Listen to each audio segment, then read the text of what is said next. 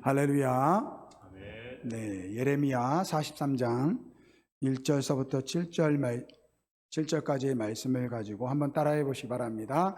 신앙은 우회하지 않는다. 신앙은 우회하지 않는다. 2016년도였죠. 세기의 대결이 있었습니다. 당시에 이 바둑계에서 세계 1위로 있던 이세돌과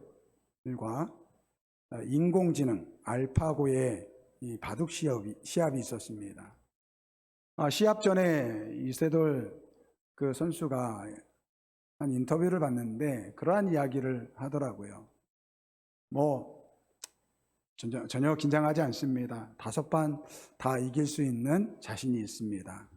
만약에 한 판이라도 만약에 인공지능이 이긴다고 한다면 그거는 이 로봇의 승리일 것입니다. 그렇게 인터뷰를 했습니다. 근데 막상 경기가 진행돼 보니까요, 이세돌 선수가 꼼짝을 못하는 거예요. 총 5판을 바둑을 뒀는데 4번째 판에 간신히 한 판을 이겼습니다. 그것도 보니까 이 버그가 걸린 거예요. 그래가지고 정말 의외의 수를 둬가지고 그렇게 한 판을 이기고 나머지는 4판을 졌습니다. 이후에 이 알파고와 시합해가지고 이긴 사람은 없다고 합니다. 그 이후로요, 이 바둑의 판세가 많이 바뀌었습니다. 이전에는 이 바둑 선생님들이 가르쳐 주는 대로 이 수를 뒀는데요. 이 알파고는요, 전혀 사람이 생각하지 못한 수를 둡니다. 예를 들면, 이 33이라는 그 양 모서리에 있는 이 지점이 있어요. 그 안에 침투하는 것은요, 그건 말도 안 되는 수였습니다. 그런데 이 알파고 이후에는요, 바둑 선수들이 의외로 거기에 드는 것이 정상수가 되었습니다. 그리고 예전에는 이제 그 바둑 이 시합을 중계하는 그 사람의 실력에 따라 이 해설하는 내용이 다른데요. 요즘은요, 그 AI로 실시간으로 이 어떤 선수가 우세한지가 나와요. 한 10수 뒀는데 벌써 100이 한 집 반 우세하다 이렇게 이야기합니다.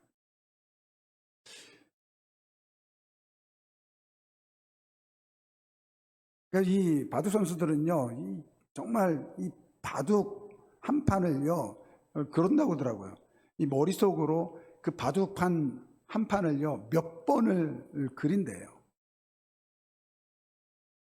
그래서 어느 선수가 이 AI와 같은 수를 두느냐에 따라서 이 승패가 결정이 되는데, 이게 인간은 로봇이 아니잖아요. 그러니까 실수가 나옵니다. 이 바둑 용어 중에서 그런 말이 있어요. 장고 끝에 이 악수 둔다. 그러니까 다른 말로 이야기하면 떡수라고 하죠. 그러니까 잘 두다가 엉뚱한 곳에 한 점을 두면요, 그것 때문에 급격하게 이 바둑이 형세가 안 좋아지고 결국 그 수 때문에 지게 됩니다. 최선의 수라고 생각했는데 최악의 수가 된 것이죠. 우리의 인생에도요, 우리가 최선이라고 생각하는 그 선택이 이 최악이 될 때가 있습니다.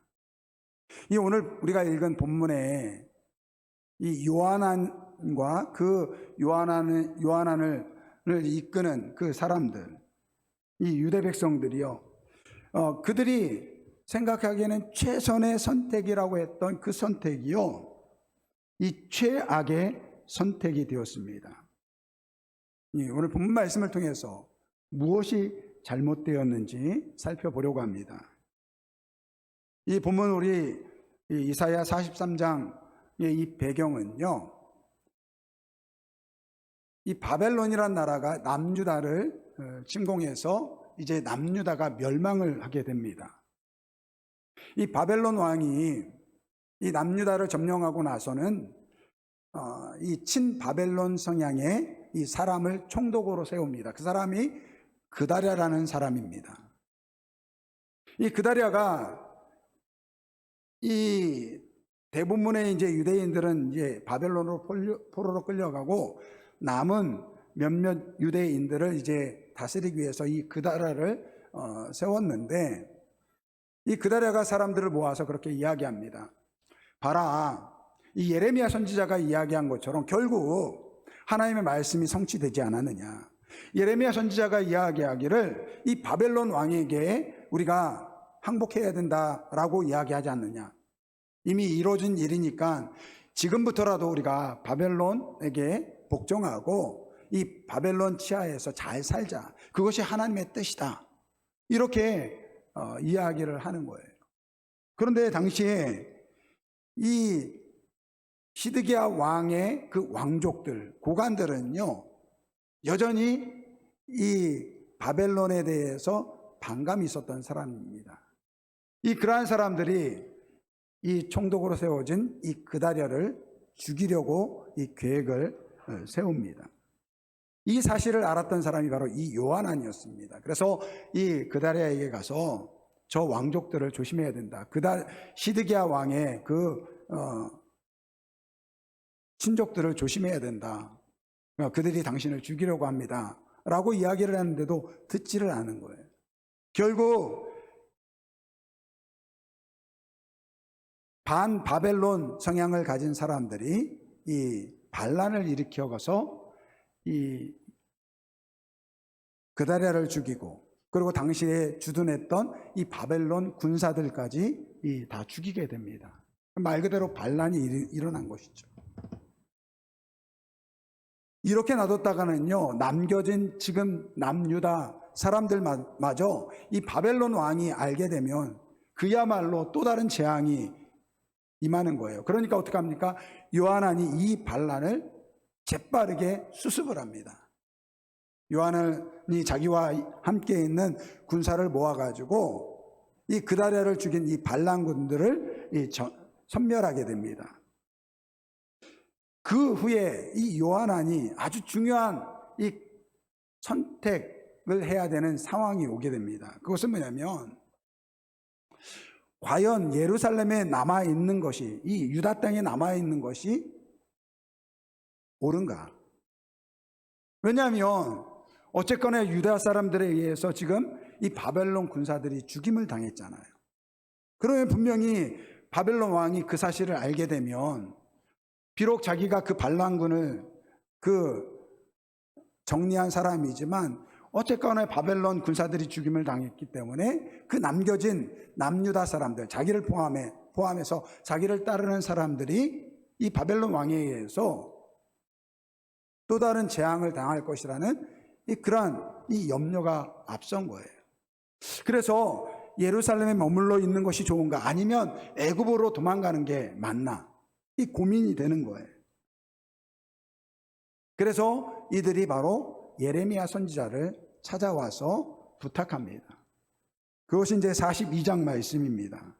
42장 말씀에 보면 그들이 예레미야에게, 선지자에게 와서 그렇게 이야기합니다. 우리 이 남아있는 사람들을 위해서 당신이 하나님께 기도해 주십시오. 당신이 기도해서 하나님께서 우리에게 알려주시는 바, 그 길을 우리가 보기를 원합니다. 이렇게 이야기합니다. 예레미야가 알겠다, 내가 하나님께 위해서 기도하겠다, 그렇게 이야기합니다. 그러자 그들이 뭐라고 합니까? 예레미야 42장 5절서부터 6절까지 말씀에 뭐라고 이야기해요? 우리가 당신의 하나님 여호와께서 당신을 보내사 우리에게 이르시는 모든 말씀대로 행하리이다. 여호와께서는 우리 가운데에 진실하고 성실한 증인이 되시옵소서. 우리가 당신을 우리 하나님 여호와께 보냄은 그의 목소리가 우리에게 좋든지 좋지 않든지 막론하고 순종하려 함이라. 우리가 우리 하나님 여호와의 목소리를 순종하면 우리에게 복이 있으리이다. 그러니까 그들이 그렇게 이야기하는, 당신이 우리를 위해서 기도하면 그 목소리에 순종하겠습니다. 그 하나님의 말씀이 우리가 듣기에 좋든지 좋지 듣지 않든지 하나님께서 말씀하신 대로 순종하면 그것이 오늘 우리에게 복이 될 것입니다. 이렇게 이제 이야기를 한 거예요. 그리고 나서 이 예레미야가 기도하고 그 기도에 응답받은 기도의 내용을 이 이스라엘 백성들, 이 요한왕과 그를 따르는 사람들에게 다 전해듭니다. 그리고 나서 이루어진 말씀이 오늘 본문 말씀이에요. 여러분, 오늘 본문 말씀에 그들이 뭐라고 이야기합니까? 2절 하반절을 보면 뭐라고 되어 있습니까? 내가 거짓을 말한다, 이렇게 이야기합니다. 하나님께서 우리로 하여금 애굽에 가지 말라고 한 그 이야기는 거짓말이라는 거예요. 4절 말씀 하반절에 보면 그들이 여호와의 목소리를 순종하지 아니하였다.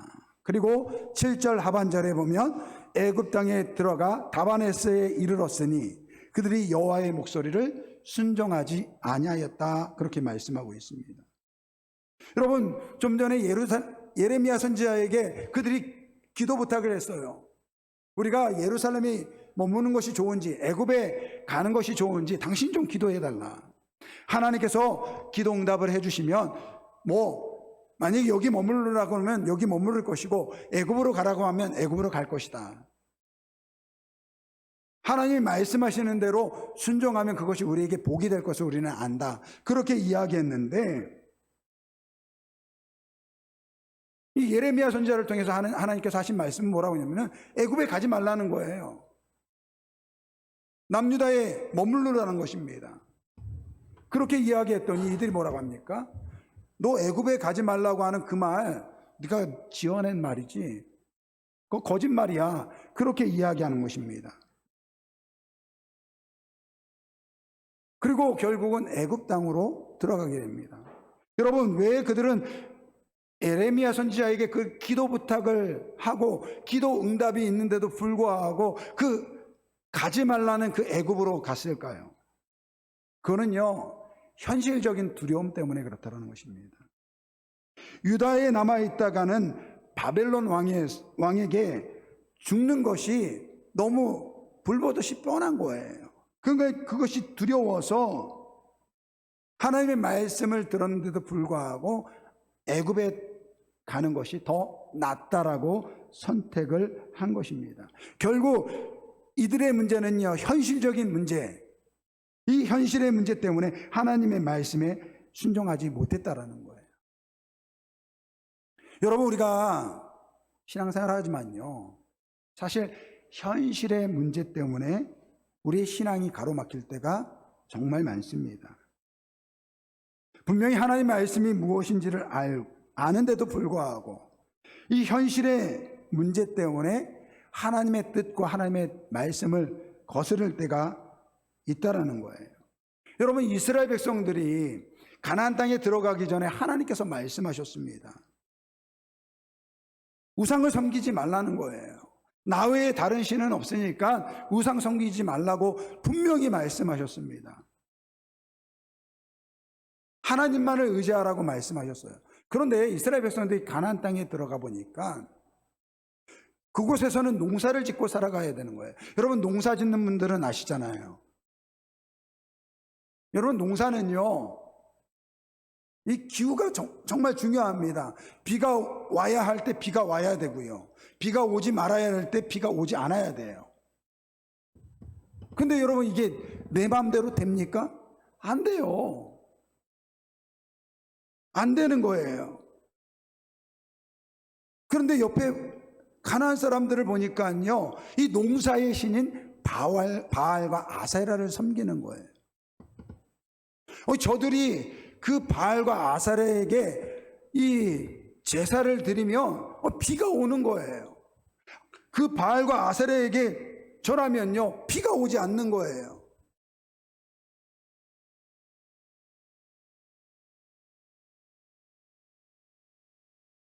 하나님을 믿고 기다려야 되는데 가나안 사람들이 섬기는 이 바알과 아세라를 섬기는 것이 더 낫다라는 거예요.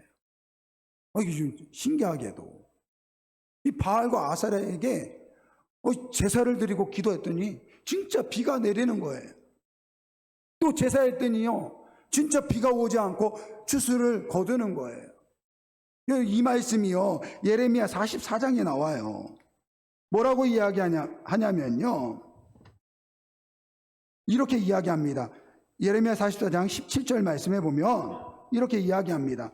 우리 입에서 낸 모든 말을 반드시 실행하여 우리가 본래 하던 것 곧 우리와 우리의 선조와 우리 왕들과 우리 고관들이 유다 성읍들과 예루살렘 거리에서 하던 대로 하늘의 여왕에게 분향하고 그 앞에 전제를 드리리라. 그때에는 우리가 먹을 것이 풍부하고 복을 받고 재난을 당하지 아니하였더니 우리가 하늘의 여왕에게 분향하고 그 앞에 전제 드리는 것을 패한 후에는 모든 것이 궁핍하고 칼과 기근에 멸망을 당하였다. 여러분 이것이 이스라엘 백성들이에요. 아니 바알과 아세라를 섬기니까요 막 기도하니까 비가 내리는 거예요. 바알과 아세라한테 기도하니까요 너무 비가 많이 와서 비 좀 안 오게 해달라고 기도하니까 비가 안 오는 거예요. 이야 그러니까 바알과 아세라가 정답이구나 그렇게 되었다라는 거예요. 여러분 이들이요 하나님을 섬기는 것이 분명하다는 거 알았어요. 그런데 농사를 질 때는 하나님은 아니다. 바알과 아세라가 맞다라는 것입니다. 여러분 대표적인 인물이 누굽니까? 이 룻기에 나와 있는 엘리멜렉이에요. 엘리멜렉. 그는 베들레헴에 살던 이 유력자였습니다. 재산이 많았던 사람이에요. 그런데 그곳에 기근이 들자 그가 모압으로 넘어갑니다. 하나님께서 가나안 땅에 머물라고 말씀하셨어요. 내가 그 땅은 내 백성에게 주신 땅이라고 그렇게 이야기했어요. 그런데 기근이 드니까 그 땅을 버리고 모압으로 들어간 거예요. 결국 그곳에서요 자기도 죽고 자기 아들도 죽임을 당합니다. 여러분 엘리멜렉이 무슨 뜻입니까? 하나님은 나의 왕이에요. 하나님은 나의 왕이라는 뜻은 무엇입니까? 나의 인생을 하나님께 맡기겠다라는 거예요. 그런데 현재의 삶이 너무 힘드니까 하나님 뭐고 당장 살아야 되니까 현실에 타협하는 거예요. 현실에 타협하다 보니까 신앙이 성장하지 못하고요 나중에 하나님을 잃게 된다는 것입니다. 여러분 이러한 일들이요 오늘 우리의 삶 가운데도 얼마나 많이 일어나는지 모릅니다. 여러분 신앙이 좋은 부모들도요 이 자녀들이 이 고등학생 되면요 혹시 우리 아이들이 좋은 대학 들어가지 못할까 봐 목사님께 찾아와서 목사님 우리 자녀가 고등학교 되었습니다. 3년 동안만 봐주세요. 목사님 그때는요 하나님도 이해해 주시겠죠? 감사하게도 우리 교회는 아직까지 그런 분들이 한 분도 안 계셨어요. 여러분 떳떳하면 목사님한테 그런 이야기를 할 필요가 있겠습니까? 왜 하나님이 이해해야 한다라고 이야기하겠습니까? 떳떳하지 않은 거예요. 뭔가 깨으름직한 거예요. 예배 드리는 게 맞긴 맞는데 혹시라도 우리 아이가 교회 다니면서 공부 잘 못해가지고 그가 원하는 학교 들어가지 못하면 어떡하지? 라는 그 현실적인 문제. 그래서 아이들이 시험때가 되고 또 주일날 학원 보충이 있으면요 야 보충이 더 중요하지 무슨 예배가 더 중요하냐 야 시험 때는 공부해야지 이번 한 주간만 예배 빠져도 괜찮아. 여러분 이게요 우리의 자녀의 신앙을 파괴하는 것입니다. 물론 그렇게 해가지고요 조금 더 좋은 학교 들어갈 수 있을지 모르겠습니다만 여러분 그것들이 무엇을 가르칩니까? 우리 자녀들에게 나의 인생을 하나님께 맡기는 것이 아니라 내가 스스로 노력하고 내가 노력한 만큼 성공할 수 있다라는 그런 것을 간접적으로 가르치는 거예요. 믿음 좋은 부모들이 우리의 자녀들의 신앙을 파괴시키고 있다라는 것입니다. 어느 교회 권사님이 계시는데 이분의 평생 기도 제목은요, 남편의 구원이에요. 목사님, 우리 남편 구원해야 됩니다. 우리 남편 구원해야 됩니다. 근데 이 권사님은요, 주일날 오전에 9시 예배드리고 불이 나게 어디를 가냐면 사업 가게로 가는 거예요. 가게 문을 9시부터 여는데 9시부터는 남편이 가게를 보고 있는 거예요. 그러고 나서 가게 가가지고는 남편하고 가게를 돌보는 거예요. 그러면서 남편의 구원을 위해서 기도하는 거예요. 담임 목사님 하도 어이가 없어가지고 그랬대요. 권사님, 주일날 가게 문부터 닫으세요. 가게 문부터 닫으세요. 그러니까 가게 문을 열고 자기가 예배 드리는 동안에 누군가는 가게를 봐야 되니까 남편 보고 가게를 보라고 하는 거예요. 그러면서 남편의 구원을 위해서 기도한다는 거예요. 그러니까 이렇게 현실을 타협할 때가 많다라는 것입니다. 제가 목회를 하다 보면 참 가혹하다라고 느낄 때가 있습니다. 성도들 중에서 어떻게 보면 참 신앙생활 잘 하시는 분, 참 삶의 본이 되고 믿음의 본이 되는 그러한 분들이 열심히 신앙생활 하는데 이 말도 안 되는 그런 아픔을 겪을 때가 있습니다. 갑자기 뭐 어떤 분들 같은 경우는 특별 새벽 기도에 가기 위해서 이 새벽 4시에 나와가지고 차를 기다리다가 이 음주운전차에 치여가지고 이 가족이 다 죽임을 당하는 그런 일들을 겪을 때가 있고요. 또 갑자기 불의의 사고를 당할 때가 많습니다. 여러분, 그러한 분들이 당하는 그 고통, 그 슬픔을 어떻게 다 말로 표현할 수 있겠습니까? 뭐 여러분들이야 장례식 가면은 아유 같이 그냥 손을 붙잡고 위로해 주면 되지만 목회자는 어떻게 됩니까? 장례를 인도를 해야 돼요. 장례를 인도를 해야 돼요. 여러분, 그곳에 가서 무슨 이야기를 하겠습니까? 위로한다고 하면서 할 수 있는 이야기는요, 무엇입니까? 하나님은 선하십니다. 하나님은 신실하십니다. 제가 생각해도 참 가혹하다라는 생각이 들어요. 아니, 어떻게 사랑하는 내 자녀를 잃은 그 가족에게 말씀을 전하는 목사님이 그 슬픔에 빠져있는 성도에게 하나님은 선하십니다. 하나님은 인자하십니다. 신실하십니다. 라고 이야기할 수 있겠습니까? 그런데요, 그렇게 이야기할 수밖에 없습니다.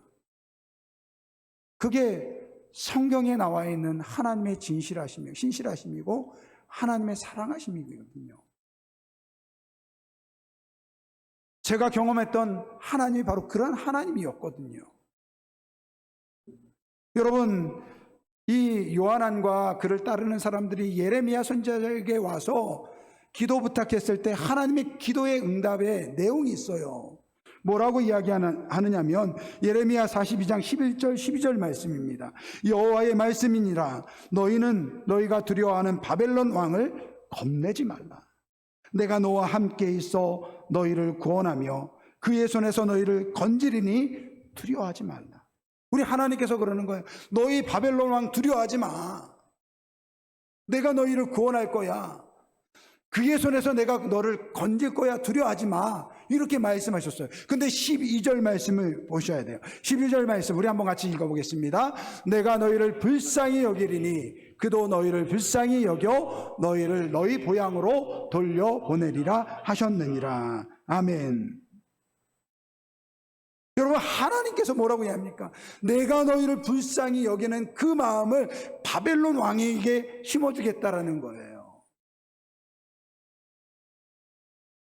그래서 그 바벨론 왕이 너희를 불쌍히 여기고 너희를 본향으로 돌아가도록 그렇게 할 거니까 두려워하지 말라는 것입니다.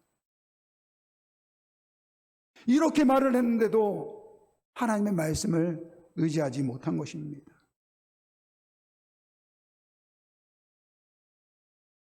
여러분, 우리가 현실의 문제에서 부딪힐 때가 얼마나 많습니까? 근데 현실의 문제 중에서 가장 중요한 것은 먹고 사는 문제 아닙니까? 근데 이 먹고 사는 문제에 대해서도 우리 주님께서 분명히 말씀하셨습니다. 마태복음 6장 31절부터 33절.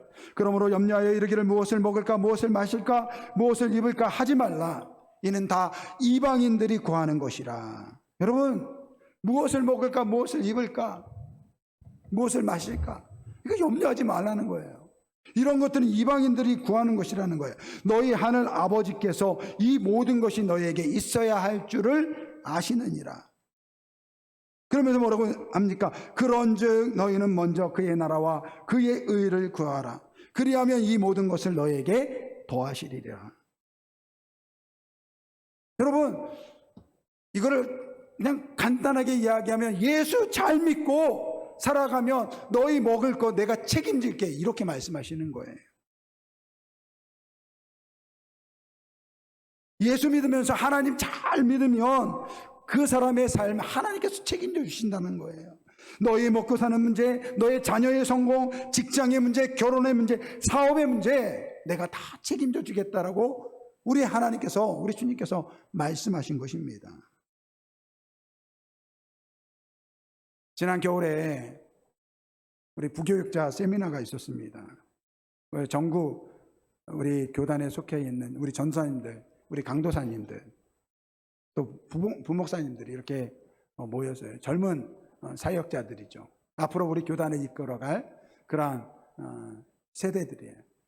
많은 이야기가 있었는데 그 중에 한 가지가 뭐냐면요, 우리 교단에 이 사례가 너무 적다라는 거예요. 저는 이제 현직에서 사역을 하고 있는 사람이잖아요. 충분히 공감이 되더라고요. 우리 세대가 참 잘해야 될 것 같아요. 우리 세대가 앞으로 이 사역을 할 우리 전사님들, 강도사님들을 위해서 그러한 일들을 해 나가야 될 거라는 그런 생각이 들었습니다. 그런데 또 한쪽으로 그런 생각이 들더라고요. 이들이 적어도 사역자로 부르심을 받았다고 한다면 분명한 확신이 있어서 여기까지 왔을 텐데 아직도 먹고 사는 것 때문에 걱정을 하는가? 라는 그런 생각이 들었습니다. 근데 여러분, 제가 이러한 말씀 드릴 때 여러분들 오해하시면 안 돼요. 여러분, 교회와 여러분 성도들은요, 앞으로 우리 교육자들에 대해서 할 수만 있다면 정말 그분들이 이 생활하는데 어려움을 겪지 않도록 충분하게 사례를 해 주셔야 돼요. 제가 아는 교회가 있는데 그 교회는요, 그 교회들 사이에서 예를 들면 삼성이라고 알려지는 그러한 교회가 있어요. 또 사례를 굉장히 많이 받아요. 제가 아는 목사님은 이제 그 교회에서 이제 부목사를 하시다가 지금 한 2, 3천 명 모이는 교회의 담임 목사로 계시거든요. 근데 그분이 그러시더라고요. 목사님, 내가 지금 이 담임 목사로 있는 교회에서 받는 사례보다 그 이전에 있었던 교회에서 사례를 더 많이 받았다라는 거예요. 근데 그 교회의 담임 목사님이셨던 목사님이요, 그렇게 이 부교역자들에게 사례를 많이 주는 이유를 물어봤어요. 왜 목사님 그렇게 많이 줍니까? 라고 물어봤더니 그분이 그러는 거예요. 자기가 보니까 자기도 힘들게 사역한 기억이 있는데 힘들어 보니까 자꾸 딴 생각을 한다라는 거예요. 온전히 사역을 해야 되는데 아이들 학원 보내는 걱정, 먹고 사는 거 걱정, 이런 거 하다 보니까 사역을 온전히 못한다라는 거예요. 그래서 자기가 교회가 성장하고 어느 정도 형편이 되면 정말로 교회에서 할 수 있는 대로 최선을 다해서 섬기겠다고 그렇게 작정해가지고 정말 많은 사례를 준다라고 그렇게 이야기를 하더라고요. 각설하고요. 여러분, 적어도 하나님의 부르심을 받은 그 분들이 현실적인 문제죠. 현실적인 문제죠. 그렇기 때문에 염려하고 걱정하는 것은 충분히 이해가 되지만 또 한편으로는 그런 생각이 들었어요. 이 먹고 사는 문제부터 해결이 안 된다고 한다면 앞으로 사역을 어떻게 하지?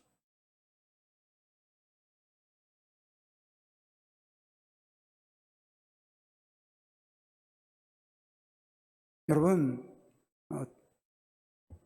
오늘 우리의 삶이요, 하나님께 맡기는 삶을 살아가야 될 줄 믿습니다.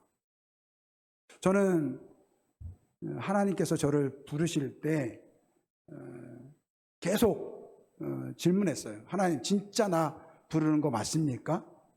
진짜 나 부르는 거 맞습니까? 몇 번에 걸쳐서 확인을 받았어요. 네, 마지막에 맞다, 그런 이야기를 해 주시더라고요. 그때부터는요, 뒤를 돌아보지 않았습니다.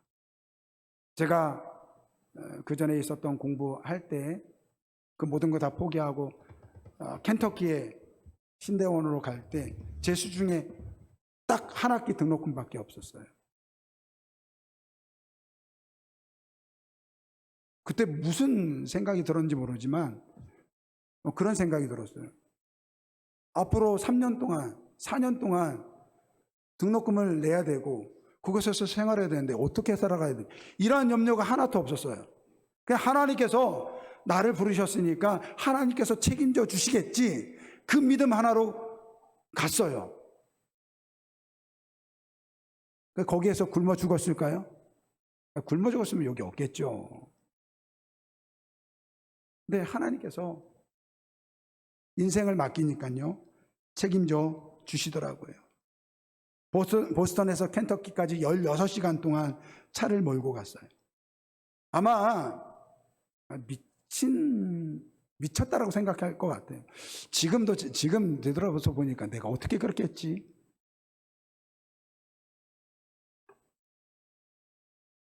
지금까지 저의 삶은 그랬습니다.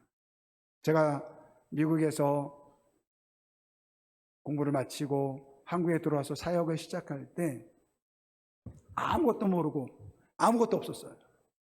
그래서 저희 장모님이 1,000만 원 주는 거 가지고 보증금 해가지고 월세 20만 원, 반지 알아서 습하고 벌레가 우글거리는 그러한 곳에서 살았습니다. 또 그 다음 집은요, 계단으로 올라가는 그 옆에 창고로 쓰는 그러한 곳에서 살았어요. 그 천장에서 이 물이 뚝뚝 떨어져 가지고 그거를 막기 위해서 우리 하영이 기저귀를 거기에다 대놓고 그렇게 살았습니다. 여러분, 일반적인 사람들이 본다면 어떻게 저렇게 구질구질하게 사냐, 그렇게 이야기할 수 있을 것입니다. 그런데요, 하나님께 맡기고 살아가니까요, 형편은 그래도요 얼마나 감사했는지 몰라요. 우리 사람이 가끔가다 지금도 그런 이야기예요. 그때 자기가 20만 원 가지고 한 달 동안 살았다, 20만 원 가지고 한 달 살았다, 먹고 사는 거, 그런 이야기를 하더라고요. 여러분, 제가 우리 가정이 그렇게 할 수 있었던 이유는요, 단 하나였습니다. 나를 부르신 하나님, 그분이 나를 부르셨다면 하나님께서 나의 삶을 책임져 주실 것이다라는 그 믿음을 가지고 현실에 부딪혔다라는 거예요. 여러분, 우리의 신앙은요, 우회하면 안 됩니다. 우리의 믿음은, 우리의 신앙은요, 늘 현실과 부딪혀 싸워야 됩니다. 더 좋은 방법이 있다라고 해가지고 우회할 때 여러분, 그것이 악수가 된다라는 거예요. 여러분, 오늘 본문의 요한안과 그를 따르는 사람들이 애굽에 갔을 때 그들이 잘 살았을까요? 아니요. 그곳에서 오히려 그들은 비참한 최후를 맞이하게 됩니다. 여러분, 최선이라고 생각하는 그 수가 멸망의 길이 될 수 있다는 거예요. 우리의 신앙은 우회하는 법이 없습니다. 현실의 문제를 가지고 하나님을 믿고 정면으로 부딪히는 그러한 우리 모두가 되길 주님의 이름으로 축원드립니다. 그때 믿음이 생기는 거예요. 그때 그곳에서 하나님을 경험하는 거예요. 여러분, 하나님은 살아계신 줄 믿습니까? 여러분, 입 바른 소리로 믿는다고 이야기하지 마세요. 진짜 하나님을 믿고 현실과 부딪혀 보시기 바랍니다. 내 삶의 문제, 내 자녀의 문제 하나님께 맡겨보세요. 그럼요, 하나님이 우리 자녀 책임져 주신 줄 믿습니다. 저는요, 제 자녀들 서울대 가라고 제가 이야기는 하지만 한 번도 기도한 적이 없어요. 근데 다 그냥 어떻게 가더라고요. 서울대 안 가서 얼마나 감사한지 몰라요. 목사들이 서울대 가봐요. 별로 은혜 안 돼요. 안 좋은데 좀 가야지 은혜가 되지 않겠습니까? 여러분, 우리의 인생은요, 하나님께 맡겨야 돼요. 여러분, 우리 고딩, 감사해요. 이 시간에 와가지고 하나님께 예배드리고, 오전 아침부터 그냥 주일학교 찬양하고, 또 아이들 돌보고. 여러분, 저는 믿습니다. 저렇게 신앙생활하는 저 친구요, 하나님께서 책임져 주실 줄 믿습니다. 우리 교회 아이들 다 그렇게 자랐어요. 하나님께 맡기시기 바랍니다. 여러분들이 자꾸 꾀를 내가지고 이게 최선이라고 생각하는 그 수가 악수가 될 수 있다는 걸 기억하시고, 하나님 현실의 문제를 가지고 하나님 앞에 믿음으로 부딪히는, 그리고 그것을 통해서 하나님을 경험하고 그것을 통해서 하나님의 살아계심을 증언하는 그러한 우리 모두가 되길 주님의 이름으로 축원드립니다. 우리 결단의 찬양은요, 오늘 주 안에 있는 나에게, 우리 찬송가거든요. 주 안에 있는 나에게 딴 근심이 있으랴, 십자가 밑에 나가 내 짐을 풀었네. 주님을 찬송하면서 할렐루야 할렐루야, 내 앞길 멀고 험해도 나 주님만 따라가라. 여러분, 아까 그랬잖아요. 막 우상에게, 막 이스라엘 백성들이 우상에게 가지고 바알하고 아세라가 막 절하니까 그때 막 비가 와요. 하나님이 그때 사실은 비를 준비하고 계셨던 거예요. 근데 속는 거예요, 자꾸. 우리 인생도 그래요. 내가 열심히 노력하면 내가 성공할 수 있지. 그래서 성공해요. 그거 속는 거예요. 하나님께서 우리를 인도하시고 하나님께서 우리의 삶을 책임져 주시는 그러한 삶을 살아가야 될 줄 믿습니다. 그래서 와, 진짜 하나님이 나와 함께 하셨네. 진짜 하나님이 살아계시는구나. 진짜 하나님은 지금도 역사하시는 하나님이라. 그거는요, 내 지금 현실의 문제를 가지고 하나님 앞에 나올 때 일어난 하나님의 역사일 줄 믿습니다. 이러한 사람을 살아가는 우리 모두가 되길 주의 이름으로 축원드립니다. 주 안에 있는 나에게 우리 찬양 드리겠습니다. 1절과 4절 찬양하겠습니다. 주 안에 있는 나에게 딴 근심이 있으랴, 십자가 밑에 나가 내 짐을 풀었네. 주님을 찬송하면서 할렐루야 할렐루야, 내 앞길 멀고 험해도 나 주님만 따라가니, 내 주와 맺은 언약은 영불변하시니, 내 주와 맺은 언약은 영불변하시니. 그렇습니다.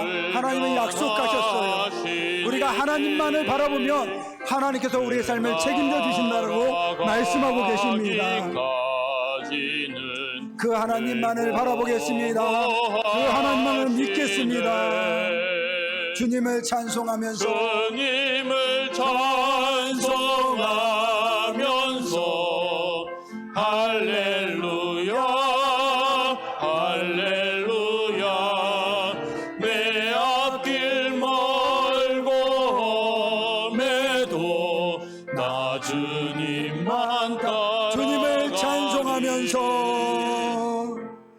주님을 찬송하면서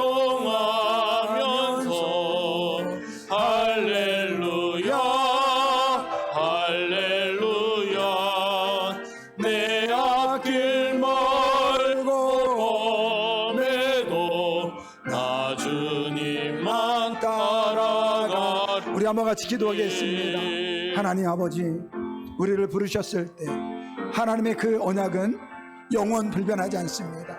아버지 하나님, 우리의 인생을 하나님께 맡기길 원합니다. 현실의 문제 때문에 우회하거나 타협하지 않도록 도와주시옵소서. 오직 하나님 한 분만을 바라보면서 현실의 문제도 하나님께 맡기는 우리가 되길 원합니다. 우리 주여 일창 부르고 통성으로 기도합니다. 주여, 아버지 하나님 감사합니다. 아버지요, 현실의 문제는 분명히 있습니다. 그러나 아버지 하나님, 그 현실의 문제를 뛰어넘는 하나님이 우리와 함께 계십니다.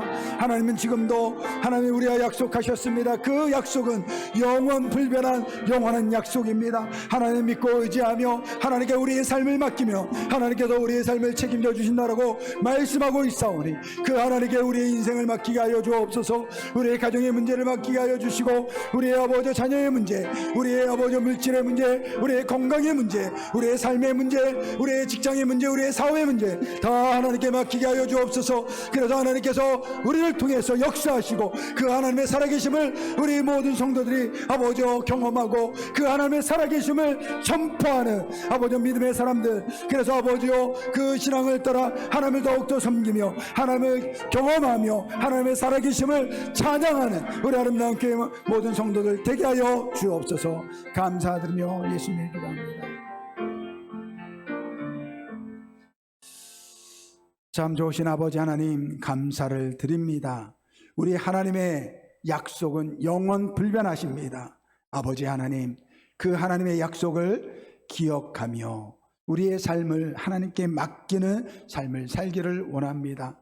아버지 하나님, 분명히 살아가다 보면 현실의 문제 때문에 아버지 막 답답할 때가 있습니다. 어찌할 바가 모를 때가 있습니다. 그럴 때 오늘 말씀을 기억하고 하나님을 믿는 믿음으로 아버지 그 현실의 문제를 가지고 하나님 앞에 나와 믿음으로 아버지 싸워 나가는 아버지 우리 성도들 되게 하여 주옵소서. 그래서 그 믿음을 통해서 역사하시는 하나님, 지금도 살아계시는 그 하나님을 경험하며 하나님께서 우리의 삶을 책임져 주시고 계시다라는 것을 기억하는 우리 모든 성도들 되게 하여 주옵소서. 그래서 그 하나님은 참으로 살아계신 하나님이십니다. 그 하나님은 지금도 역사하시는 하나님이십니다. 이렇게 고백하는 우리 아름다운 교회 우리 모든 성도들 되길 소원하며 우리 주 예수 그리스도의 이름으로 기도드립니다. 아멘.